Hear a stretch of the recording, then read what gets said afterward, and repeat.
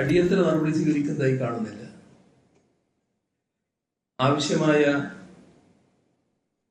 ജാഗ്രതയും സംസ്ഥാന സർക്കാരിന്റെ ഭാഗത്ത് നിന്നുണ്ടാകുന്നില്ല.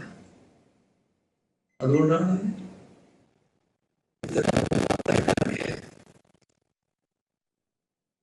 സംസ്ഥാന സർക്കാരുമായി നേരത്തെ അദാനി ഒപ്പിട്ട കരാറിൽ ക്ലോസ് 5.3.1 പ്രകാരം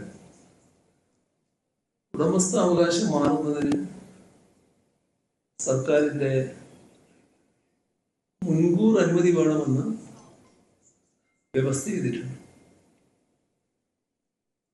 ഓഹരി കൈമാറുന്ന കാര്യത്തിലും സമാനമായ നിയന്ത്രണവും വ്യവസ്ഥ ചെയ്തിട്ടുണ്ട്. ഓഹരി കൈമാറുന്ന കാര്യത്തിലും സമാനമായ നിയന്ത്രണമുണ്ട്. ഒറ്റക്കോ കൂട്ടായോ 25% മുകളിൽ ആർക്കെങ്കിലും ഓഹരി കൈമാറുന്നതിനും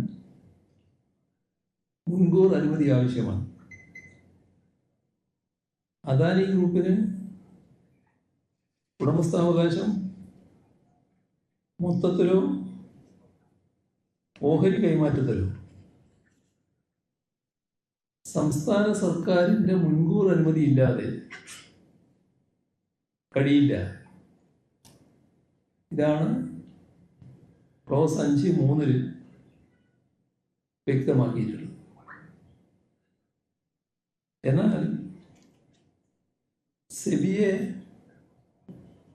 ഓഹരി കൈമാറ്റം സംബന്ധിച്ച കരാർ ഏർപ്പെട്ടതായി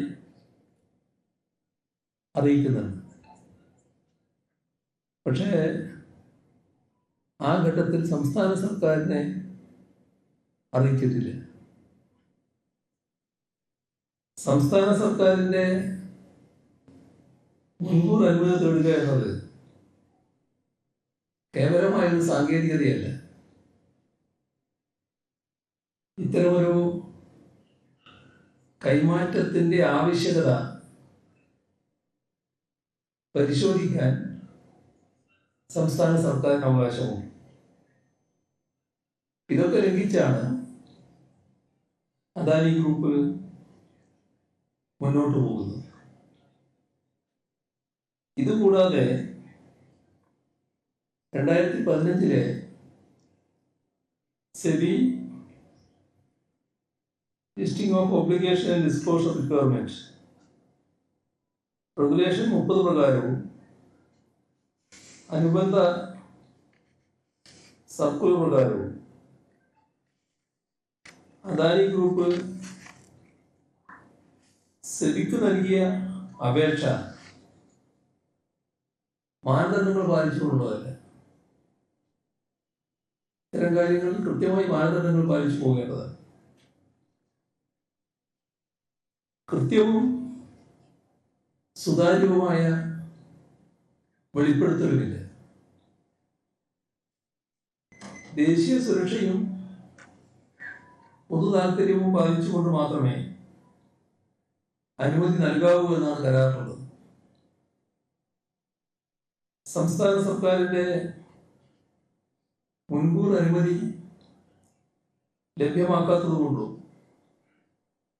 സെബി റെഗുലേഷൻസ് പാലിക്കാത്തതുകൊണ്ടും ഓഹരി കൈമാറ്റം സംബന്ധിച്ച അപേക്ഷയിൽ അദാനി ഗ്രൂപ്പിനോട്